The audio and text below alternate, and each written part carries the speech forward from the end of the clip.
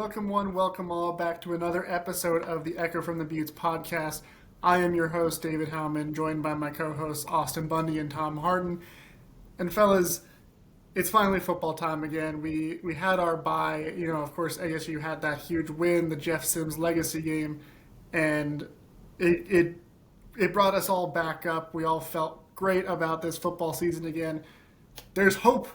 Things are still alive for the season, and there were some different things that happened this past weekend in Big 12 football while ASU was sitting on their couch watching, healing up and resting up in their bye. And now we're back, and ASU is back at home as well. They're taking on West Virginia. We've got plenty to break down for this game, for other Sun Devil athletics going on. Guys, how are you doing? It's been a little bit since we hopped on and talked about it. We also treated ourselves to a bye week. Resting up as we get into holiday season, flu season, all of the above. How are you all doing? Are you're all feeling healthy, ready to close out the football season down the stretch? Absolutely, Yep. it's exciting coming down to the wire, and it's nice to have a little bit of hope left in the season, albeit still need a lot of help to get to the Big 12 championship game, but there is a path there. It's a narrow one, but it's exciting knowing that that Arizona State has secured bowl eligibility, and is and has something serviceable, more than serviceable in Jeff Sims. The season looked to be very much on the ropes, and there was lots of concern, lots of potential jumping ship with Sam going down for the season, but Jeff stepped up in a big way as we discussed at length last week coming out of the game, and I think that Arizona State really has something in him for the rest of the season. I expect that there's going to be a lot more of the playbook open to him this week against West Virginia, and I think that this is a game that isn't necessarily a tone setter, but it's a game that Arizona State has to have. It's not a game that the Sun Devils can come in and be thinking, we had this great win at Iowa State 2 weeks ago. We're riding high off of that. We're just going to ride that wave. No, this is the time to put the pedal down and win the winnable games, and this is a very winnable game. Yeah, Tom hit it right on the head there. This is a must. A lot of coaches don't like to give you that this is a must win, especially when you're up against a lower opponent. They like to call it taking care of business. But for ASU, it's both. It's a must win game, and you have to take care of business because this is an opponent you should beat, even if it's just Jeff Sims under center. I mean, if anything, the expectations have gone up from where they were last week.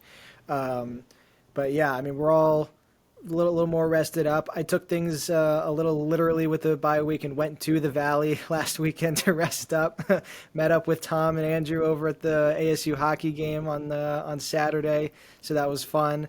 So if they had been playing the football team, I definitely would have snagged some tickets to go. But we had a bye week. It was good rest up, and now we're all ready to go here for the stretch, and I think ASU is going to give the Big 12 a scare here. I know I'm usually the pessimist around here, but the way that this college football season has been shaping up chaotically, and the fact that the last couple weeks have had a little bit of a tamer feel to them across the board, I think we're in for a little bit of a surprise down the stretch, and I think ASU could maybe, even if they don't make the Big 12 championship game, I think they may play spoiler for a couple teams down the stretch here.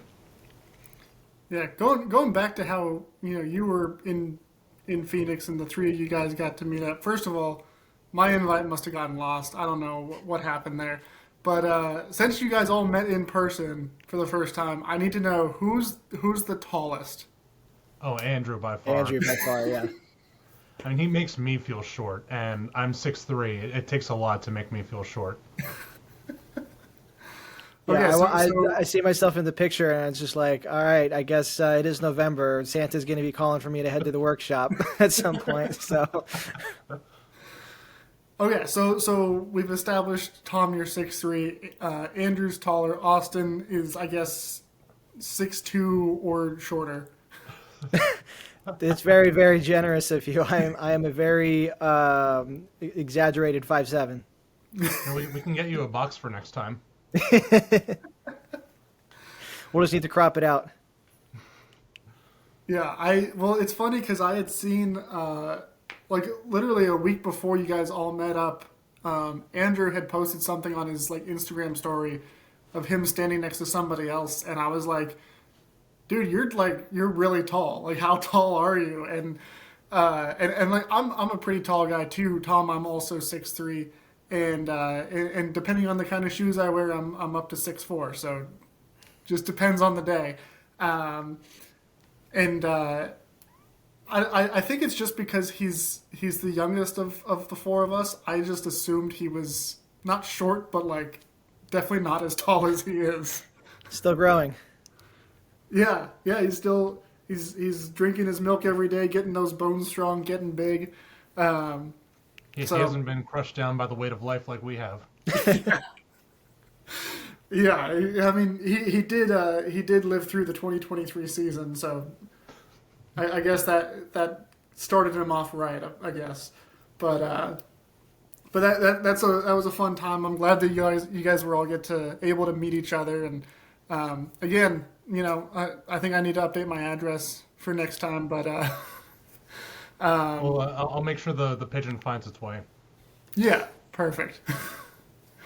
But this is kind of a big game.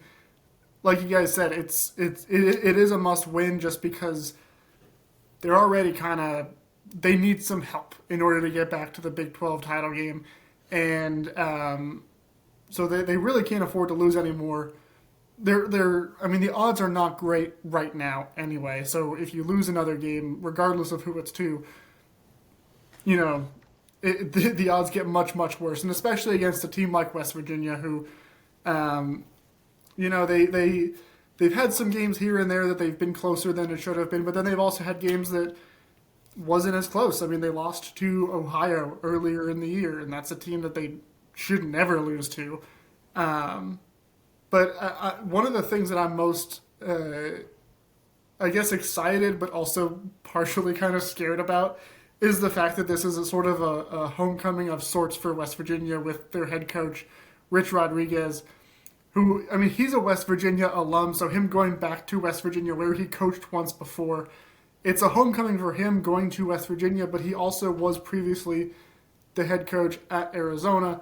And, he took over there right at the same time that Todd Graham took over at Arizona State. And they had some very interesting clashes over that span. Of course, Todd Graham got the final laugh, winning that last matchup against Rich Rod and his Wildcats. But there was also the game that I was present at down in Tucson where they just got absolutely ran over and literally didn't throw a pass the entire fourth quarter because they were beating us so bad. So it's going to be interesting to see kind of how things go when with Rich Rod coming back into Tempe. It's fun because I feel like the rivalry was a little bit more fun when he was the coach there just because of the style of play he brings. But it's also scary because of that same fact for me. Well, the thing for me with Rich Rod, he's, despite the fact that he coached for Arizona, he's a coach that I always had a high level of respect for because of the integrity that he brought to his game and just the energy with his coaching style, and he's able to get the best out of his players. And I could look metaphorically across the sideline and see Rich Rod there, and I'm like, okay, this is a coach that is going to give it his all, and that's what I like the most about him as the opposing coach. Yeah, I wouldn't call this like one of those games where we have a returning demon type of deal, because I mean ASU's record against Rich Rod speaks for itself. But it is one of those like maybe a bad penny situation where now it's like him coming back. It's this nostalgic reunion type of thing where like an old foe, but now new dress, new garb, new team, everything. So That'll be interesting. It'll be a nice little full circle moment. Hopefully, ASU can maintain its legacy over Rich Rod when he comes to town with the Mountaineers. Yeah. Tom, it was funny. I was laughing a little bit when you said, like, I've always respected him. He's got such integrity. I think Michigan fans would disagree based trust on me, his tenure there. I grew up watching Michigan football, and that I think it was a 3-year stretch that he was in Ann Arbor. Those were some tough Wolverine teams to watch. Mm-hmm. But all that aside, being able to compartmentalize the different eras of his career, I can push that away and just focus on what he did head to head against Todd Graham. Yeah, well, I mean, anybody who can get Khalil Tate to a point where people are saying he should win the Heisman, it takes a certain level of coaching ability to do something. Gosh, like I remember that Sports Illustrated cover. I think we've all got it saved somewhere in our photo albums just to bring out for special occasions. Yeah, no, I remember week 1 of this season. There was because we before the season started, there was a bunch of hype about Sam Levitt. He was a dark horse Heisman contender, and I had written an article about, like, Sam Levitt should end up winning the Heisman. Obviously, he hasn't played at a Heisman level even before the injury, but during the season opener, when he threw the first interception, there was some U of A account on Twitter that responded to one of the Devils in Detail tweets, something about Sam Levitt being a Heisman contender, and they said something like, ASU fans are so stupid, like they're saying that a garbage player is a Heisman contender, like we would never do that. And I just responded with that screenshot of the Khalil Tate Heisman magazine cover. I remember that post. You're just kind of like, this to you? Yeah. Caught him in 4K. But, as much fun as it is to clown on that rival down in the Dirty T, West Virginia is not Arizona. They're a different kind of bad. They haven't been a very good football team this year, and granted, it's year 1 for Rich Rod. He's changing things up with the program. He took over a program that's kind of fallen from glory a little bit from the Dana Holgerson days. Is there any concern about this being a trap game, Austin? I know that's kind of your jam. We even said before the game, or before we started recording, I looked at the spread, and ASU's up to a 10.5 point favorite, and which has gone up since it was earlier this week. And without hesitation, Austin was like, "Uh-oh." So, Austin, I think I know where you stand on this, but feel free to prove me wrong. Well, if we'd played Houston 2 weeks ago, I would not have seen this as too much of a trap game. But the fact that they've now won 2 in a row, including one over a ranked Houston team that beat us, the trap game value is skyrocketed. So that's where I said this is not this is not just a take care of business game. It's a must-win game, because the stakes are too high, especially when you're going to look at an opponent like West Virginia that's been in the basement of the Big 12 for the last few seasons. Despite this being Rich Rod's first year, he seems to have found something that has made them click in the last couple weeks. And we're now at the critical juncture of where they've got to prove, are they streaking? Have they found something? Or was this just a fluke type of right opponents, right time, a lot of things just going their way? And ASU's got to have to do their own homework on this and engage to the point where they snap that streak and say, no, we're the better team. You're still the basement dweller here. ASU can't walk into this game with an overconfident mentality, and I don't think they will, considering the fact that injuries and everything and next man up attitude, the fact that Jeff Sims has to come in here and prove himself that he didn't have a fluke game last week. he needs to be able to lead the team, still have that chip on his shoulder. The whole team's got to have a chip on their shoulder because everybody else is writing them out of the Big 12 race. Nobody's including them as a dark horse anymore. It's just kind of mathematically they're on the fringe. This is the biggest opportunity ASU has to make a statement that they're still here. They're not going away.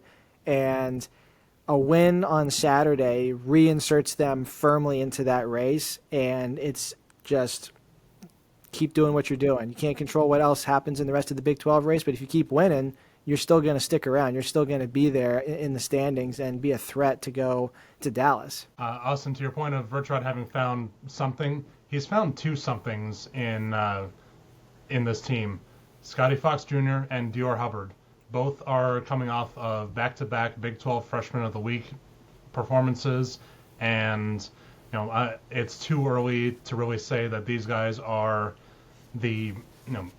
are gonna take them the rest of the way and help them win out to get bowl eligibility. But you can't discount what they've done.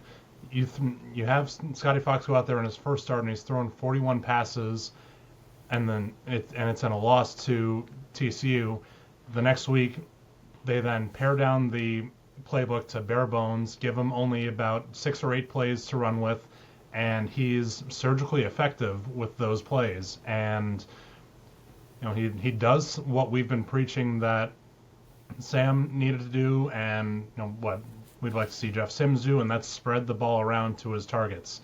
In all 3 of his starts, at least 6 receivers have caught at least one pass, and in that first game against TCU, 9 different receivers caught a pass. It's just the quick learning, and I'm almost going to say forced maturity to really just jump in and get to playing form is what's impressed me the most about Scotty Fox back at quarterback. Now, their original backup quarterback has been rumored to be on the mend. I'm not sure if he is set to be healthy for this week or not, but he would provide a little bit more of a running component, which is what Rich Rod wants to run in his offense primarily. But with Fox back there, he does have a little bit of running ability, but he is much more of a thrower. He's going to hurt you from the pocket. He's not necessarily going to kill you with his feet. Yeah, I mean, it's going to pose a few different challenges for ASU's defense, and that's why it's a good thing that one of the players that they are getting back for this game is Prince Dorba, their defensive end. Certainly going to be excited that he's coming back. Jordan Tyson won't be coming back yet for this game. Not coming back against West Virginia, which, obviously that is the challenge for this offense, among other challenges, is being able to move the ball without Jordan Tyson being out there. But it also sets up an interesting scenario where he comes back for the Colorado game. Of course, Jordan Tyson having initially gone to Colorado before he transferred to ASU, and sets up the potential for a really, really fun revenge game going up to Boulder. That's neither here nor there. That's for, that's a surprise that we can talk about later on down the road. But it'll be nice to have a guy like Dorba back. This defense has already been playing at a high level. Getting him back on that defensive line, especially against an offense like this Mountaineers offense with Rich Rod at the controls, there's always something that he's going to throw at you that is just going to catch you off guard a little bit. No matter how much scouting you do, no matter how much game planning you do, there's always something that he has in his back pocket to throw at you. And it's the kind of offense that you really need all hands on deck for. Now, having previously mentioned the Big 12 standings and everything, obviously West Virginia is not really in it right now, but they're kind of relishing the chance to play spoiler. ASU is kind of sort of in it. We've been talking about it. But there was a bit of a shakeup this past weekend where BYU has now lost. So they of course fell to Texas Tech, which means Texas Tech now sits with not necessarily a commanding lead, but they do have sole possession of first place in the Big 12 right now because they're 6-1 in the Big 12. BYU and Cincinnati are both 5-1. So again, we still need some other teams to start losing. It doesn't look like it's going to be Texas Tech, although they do close out the season on the road against West Virginia, so Rich Rod may be able to help ASU out after all. Um, after this past bye week and sitting back and watching the rest of the Big 12 play another slate of games, where are you guys? How are you guys feeling about the Big 12 as a whole right now, and where we're headed towards Dallas?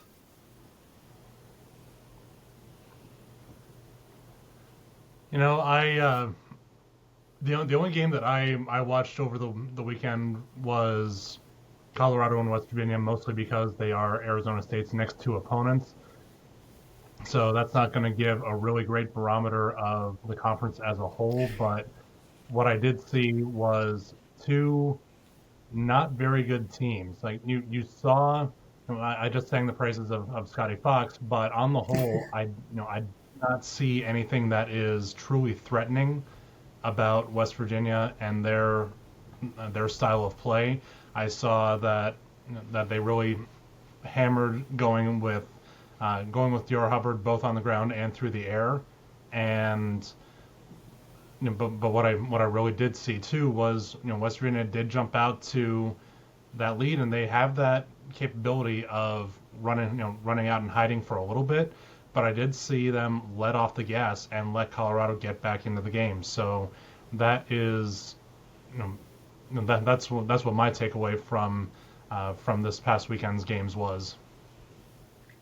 Yeah, and looking at the standings, just with ASU being on the bye, they dropped down from having been in fourth, I believe, going into last weekend, now into sixth. I agree with you, David. It doesn't look like Texas Tech is going to be a team that loses another game this year, so they're clearly going to Dallas. If there's any cracks in this, I mean, ASU's got to win. It's got to win out, and it's going to need some help because Houston and Utah have the tiebreaker over ASU at the moment, so you definitely need them to lose at least once. And then with BYU and Cincinnati each only having one loss, and I believe they play each other at some point, don't they? I think BYU and Cincinnati will play each other in the next couple of weeks. Yes, they do. They go to Cincinnati. And then you need TCU to do you a favor, to do us a favor at one of these next 2 weeks, because they play BYU this week and then they'll play Cincinnati right after Thanksgiving. So it's possible that any one of those two teams ends up with 3 losses in the Big 12 here. However, that's a big if. So this is just one of those situations where if it's meant to be, it's meant to be. But all ASU can hope for is just to finish off their season strong and end up going to a decent bowl game with 7 wins. Sorry, that's 7 conference wins, but you ended up with nine regular season wins. I know you're pessimistic, but God, only one more win the rest of the way. I know I keep forgetting when you're looking at these standings that they give you the conference standings first before they give you the total, and I had to scroll over and realize, oh no, we're already bowl eligible. Yeah. Well, I mean, and you said ASU right now is 6th. Technically, they're tied for 5th with Utah, but Utah has the head-to-head. So yeah, I guess you're right. But also, I mean, so Utah losing would be nice because they have that head-to-head. Houston losing would be nice because they have that head-to-head. But if Houston and Utah and Arizona State all finish with 2 conference losses, and BYU and Cincinnati both finish with 2 conference losses, or even one of those two, it doesn't necessarily mean curtains for ASU, because the tiebreakers. So according to the Big 12 tiebreakers, I've got it pulled up because it's very complicated stuff. But when there is a tie between more than 2 teams, this is what we saw last year. There was a 4-way tie at the end of the regular season. The first tiebreaker They're going to evaluate the records of the tied teams will be compared based on winning percentage in games among the tied teams. So you'll go by record or winning percentage of all of those tied teams against each other specifically. And it says if all teams involved in the tie did not play each other, but one team defeated all other teams involved in the tie, the team that defeated all other teams in the tie is removed from the tiebreaker, and the remaining teams revert to the beginning of the applicable tiebreaker process. What does that mean? And if all teams involved in the tie did not play each other and no team defeated all other teams, move to the next step, which is... Is this a board game? Hold on, let me the do my records best of the today. 3 or more tied teams. The records of the tied teams will be compared based on winning percentage against all common conference opponents played by all other teams involved in the tie. And then there's a whole bunch of other ones that goes down there. Eventually, we get down to total number of wins in a 12-game season, so their overall record would start to matter. If that still doesn't work, then we get highest ranking by Sports Source Analytics, a team rating score metric following the last weekend of regular season games. I've literally never heard of Sports Source Analytics. And if all that fails, the final result is a good old-fashioned coin toss. I was about to ask, where does the coin toss come in? So that's option G. Oh, God. Big 12, the board game. Yeah. Break more Just friendships than once I wanna Monopoly. see any tiebreaker go down to a coin toss. It would be so fitting for the Big 12 to be the one to do it too. I mean, How do you do a coin toss between? How do you do a coin toss between like 3 teams? I think Brett Yormark just does it in his room. He does the coin toss and then he lets us know.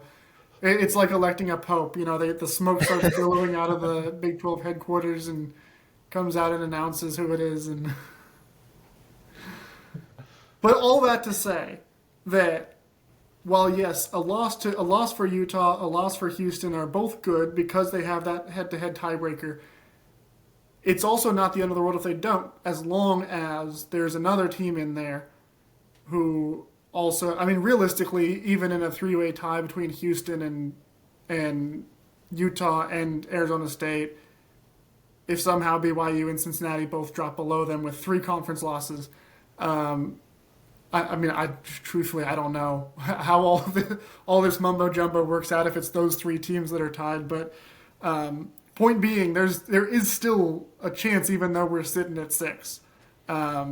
It'll get messy and complicated, and that's what we love about college football. But I have the easiest solution of all to this mess: just win. Yeah, low hanging fruit, Tom. I mean, take care of what you can in front of you on the field and let the rest of it shake itself out. You know, I guarantee that Coach Dillingham is not bending himself into pretzels to go over these different scenarios with the team. You know, he is concerned with the immediate right in front of the team, and that's West Virginia. So, you know, we can talk about this all day long, but I know that the team is not going to.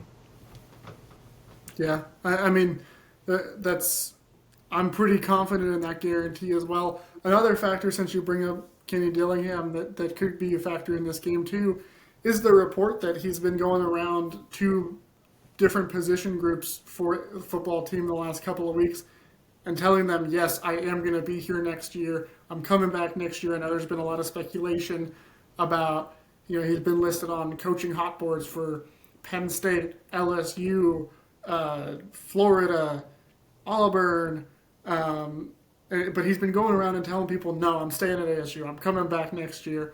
To which the battered fan has said, he only said he's coming back for next year? Where's he going in 2027? But I think that is also, that's something that can't go understated too, because obviously every single coach is going to say, oh, I'm not thinking about that. We're just focused on the season, blah, blah, blah. but also for Kenny Dillingham to sit down with players and say, like, I'm not considering other jobs. I'm staying here. I'm coming back. Like, I think that helps remove any other potential distraction, especially going into the bye week, because you don't have a game to prepare for. There's, it's a lot easier to, as Nick Saban would say, take the rat poison and take that kind of distraction and hear, like, oh man, they keep saying Dillingham's taking Penn State job or whatever. I think that may add a certain level of extra oomph to the team of, like, we got our guy. We know he's sticking around. Like, he wants to be with us. Let's go out and play for him and finish this season out strong. And it speaks to his character of just wanting to, promote the best team environment and team atmosphere as possible. Players are going to want to. They're going to. They want to know that their coach is invested in them, and this action by Coach Dillingham lets the team know, lets all the different position groups know that yes, I'm investing in you, and ask that you invest the same in the collective team unit. For sure. Like you said, it's a character thing, and this is the type of guy that you want to see invested in the program. You want to see invested in the school, in the community. ASU has not necessarily had a guy like that in a long time. We haven't had a coach where you can point to him and be like that. Like, when you think ASU, that's the first face, the first name that comes up.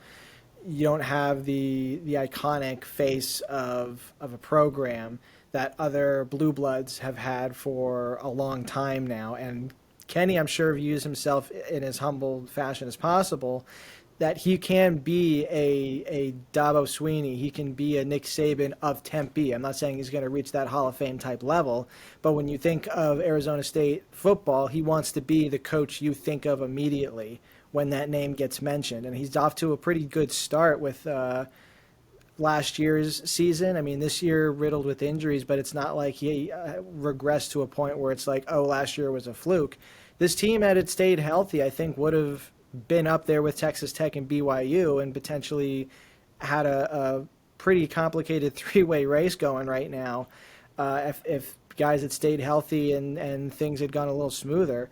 But Kenny's the guy in Tempe, and I think he knows it. A lot of people in that locker room know it, and I think everybody in the Valley knows it. So to see him really reinforce that and be Mr. Tempe, be Mr. Sun Devil here for the community, like, that's exactly what you want out of a coach. And it's really refreshing to be able to have this guy leading our sideline, leading our guys on the field there. So this is it's a stepping stone for the program, because there's less anxiety, at least for now, but there's less anxiety, and the program can at least point to him and be like, well, like, we have our guy. This is the program is going to build around him. The recruiting is probably going to benefit, especially from that type of news. And I think it's only going to benefit Kenny when he tries to expand the borders of the recruiting battles anyways. I mean, he's already done a great job in Texas and Southern California. Just imagine what you can do if he starts encroaching a little more in the Midwest. I mean, who knows? He could start poaching some Big Ten recruits and start turning ASU into a real threat. How soon we forget Dennis Erickson as Mr. Tempe, though. That's fair. Like, in my defense, I did say it has been a while. Not that we've never had anybody like that. It's been a while. Yeah. Well, I just remember, with Todd Graham, every single time that there was a head coach opening for any Texas school, there was also the same level of worry. And it's funny because now we're in a point of worrying about Kenny Dillingham getting poached to go somewhere else. And I mean, when was the last? I know the answer to this question, by the way. I'll see if you guys do. But when was the last time that an ASU coach actually got poached to another job, as opposed to just getting fired? And then, I mean, Todd Graham eventually went on to coach at Hawaii, but I think he took a year out of football before he got that job. But who was the last coach that actually left ASU for another job? Talking about head coach only or any coordinator? Head coach. I don't know anybody before Erickson and after Cush, so I'm throwing out a guess of John Cooper. Yeah. Yep, John Cooper. Which, by the way, John Cooper took the ASU job from Tulsa, which is right in my backyard. And of course, when he was the head coach at Tulsa, he had a linebacker there by the name of Lovie Smith. Fun fact for those who didn't know, Lovie Smith also later coached very early on in his career at ASU because of his connections with John Cooper. And then, of course, John Cooper went to the Rose Bowl. I think he also went to the Fiesta Bowl, and then left for the Ohio State job. So, the more you know. And it's been basically instability ever since then. There was some good years under Bruce Snyder, some good years under Dirk Cutter, some good years under, I think one good year under Dennis Erickson and Todd Graham, and then I think it went straight into Kenny Dillingham after that. Yeah, there's a gap after Todd Graham. Yeah, we took a break from football. those are redacted. Hey, Wins got vacated, so. Didn't but Todd Graham yes, Tulsa as well? What's that? Yep. Didn't Todd Graham follow the Tulsa to Tempe pipeline? Well, he first went Tulsa to Pitt for a year before he came to that's ASU. right. So Okay. there was a buffer. Mere details. Yeah. Yeah, he had the 1 year at Pitt, shot a text to all of his players before he left, came to ASU, and almost didn't even do it because ASU almost hired June Jones instead. Oh God, I remember that. Yeah. I'll save it for another show, but my hot take is that June Jones would have been a better hire than Todd Graham. We'll get into that another time because that's I think that probably deserves its own 1 hour special. But point being, Kenny Dillingham, whether it was Todd Graham before him or June Jones or whoever, Kenny Dillingham is where he's meant to be. I think he knows that now. The players know that. I think that's going to add an extra level of emphasis going into this game against West Virginia. But that's not the only ASU sports that we have going on. Of course, you'll see coverage on all of it at Devils in Detail from all of us. You'll see some stuff from Tom about hockey, who's got a big weekend coming up.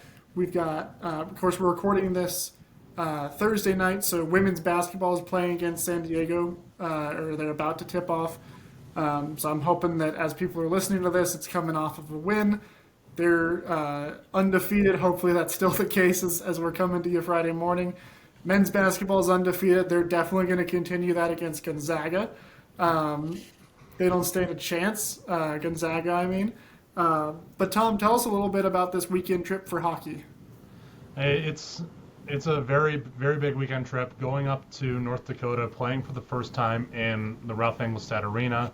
And for those who aren't familiar with the college hockey landscape, Ralph Engelstad Arena is a shrine of college hockey. It is considered a badge of honor to have been able to play in that arena. You're playing in front of 13,000 fans. It's the largest arena in NCAA hockey. It's almost to NHL crowd sizes, so it's going to be loud. The fans are going to be rowdy. North Dakota has, I'm going to just say it point blank, they have the best fans in college hockey. They travel like no other. They pack opposing arenas to the point where it is almost a home game when they're on the road. But watching a game, I've never been to Ralph Engelstad Arena, but watching games there on TV, it is something that I really want to experience. I wish I could have been up there to experience it firsthand this weekend, but I'll save that for another season. North Dakota comes into this weekend ranked number 6 in the nation, and they have been playing a lot better than the polls will give them credit for. Credited much to the incoming freshman class of Keaton Verhoff and Will Zellers, plus some returning players like Jake Livanovich and Abram Wiebe, and help in the transfer portal from another former Arizona State goaltender, Gibson Homer. Now, 2 years ago, TJ Semptimphelter transferred up to North Dakota to play out his final season of eligibility. Now Gibson Homer has followed the Tempe to Grand Forks pipeline, but I am looking instead at a freshman goalie who has been playing much better for North Dakota, and Jan Spooner. He is just lights out, near impenetrable. It's going to be tough no matter who is in net. You know that Gibson's going to want to get one game in net against Arizona State just to play his former team, even though North Dakota will be returning to Tempe in January to complete out the home and home series. But this is exactly the type of series where Arizona State can steal one game, if not steal the entire series. It's I'm gonna go full on. I'm not saying, but I'm saying here. Through 10 games last year, Arizona State was 3-6-1, same record as this year through 10 games. You had a weekend series immediately following, split. Arizona State split with Omaha in their NCHC home opener last year before traveling to Denver, and we all know what happened. Knocked off then number 1 ranked Denver, ending their 12-game winning streak to start the season, starting the ride up towards the top of the NCHC standings.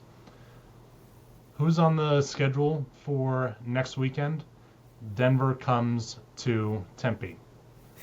This is why I'm saying, I'm not saying, but I'm saying, it's shades of last season that are, I'm not going to say it's exactly a trend, but I'm optimistic in the way that it is trending. I'm looking for a much improved power play.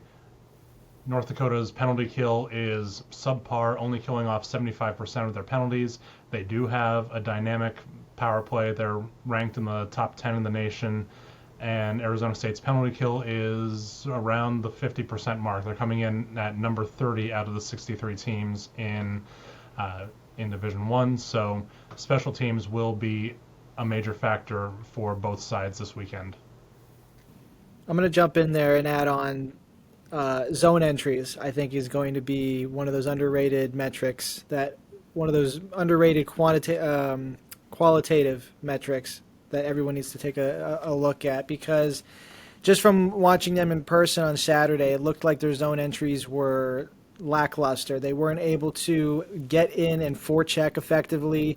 They were not able to hold on to the puck and establish a lot of serious possession in the O zone until late in the second period, and for most of the third period, they had a good, solid onslaught of offensive opportunities in the third period because their possession got a lot better in the O zone. But just noticing from the jump, the entries were not clean. They were not able to keep things in the zone. They were very susceptible to breakaways against Colorado College, and that's something I feel like they're not going to survive if they're going to play the same way against North Dakota, because unlike Colorado College, North Dakota is going to bury a lot more of those breakaway shots. They've got more efficient shooters. If ASU is going to do what this trend is saying, I think they're going to have to play lights out, and it's all going to start with the basics. It's going to start with being able to have clean entries, getting bodies on the boards, and crashing the net. It's the one thing I think I was disappointed in watching them in person is they don't crash the net enough. They don't get enough guys to the front and screen the goalie. It seemed like they were playing 5 wide the entire time, passing around and just trying to throw a couple pucks on net when they got a perfect opportunity. And the only reason I observed that a little bit more maybe is just because myself being a Washington Capitals fan, I've watched that team not necessarily play very well crashing the net, and then just last season they get a lot more bodies on net and they're scoring a heck of a lot more goals. Coincidence? I think not. So I think ASU has got to do a lot more of crashing the net. They need to send more guys into the crease. They need to screen the goalie and have more guys out front for anybody who's around the perimeter to just throw the puck on net and try and get a tip on it.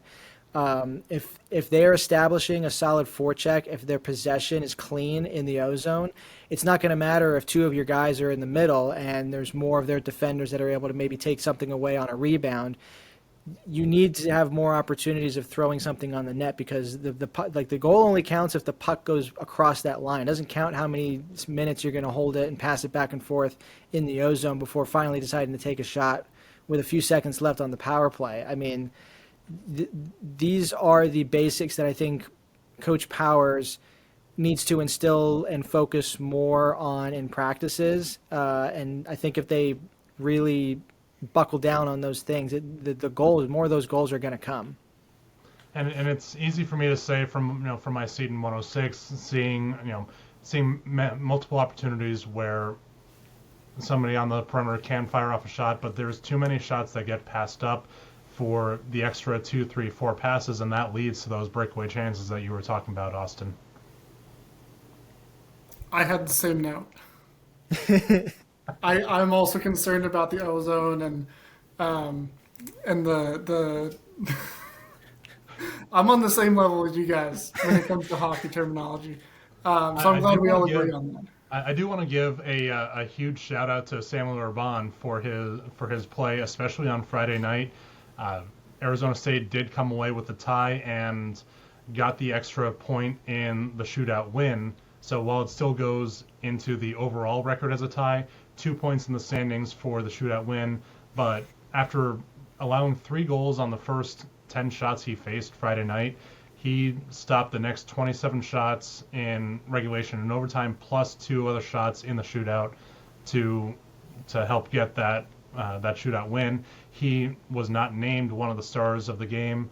The 3 stars went to the offensive playmakers in Jack Beck, Bennett Shimmick, and Cruz Lucius. But I, for one, thought that he should have been worthy of an honorary star at the very least for keeping Arizona State in the game as much as he did on Friday night. And he even kept the Sun Devils in the game on Saturday as well, making saves that really he had no business making, coming across the crease. He's showing incredible mobility and incredible just presence in the crease to get from one side to the other and cut down on those angles and minimize the scoring chances that opposing players will have. It's just at the end of the day, sometimes the chickens come home to roost, and one chance is one too many. Yeah, I mean, and I may not know as much in depth about hockey as Tom and Austin, but I do understand the basics of wins and like Tom was saying, this is kind of the, again, Tom wasn't saying this, but this can be the beginning of another run like we saw last year for this hockey program, and it really is going to be kind of the first big weekend for this season for Sun Devil hockey. And so if you don't already have plans to watch, change that. Go ahead and watch it. You can find out how to watch it at Devils in Detail, courtesy of Tom, and you'll get lots of coverage of hockey as well as men's basketball, women's basketball, and of course football as they take on West Virginia. From all of us writing on Devils in Detail, and then of course talking about it here on Echo from the Buttes. Until next time, when we're breaking down all these different glorious wins over West Virginia, North Dakota, Gonzaga, all of them, for Tom Harden, for Austin Bundy, I'm David Howman, signing off from this episode of Echo from the Buttes. Give 'em hell, Devils.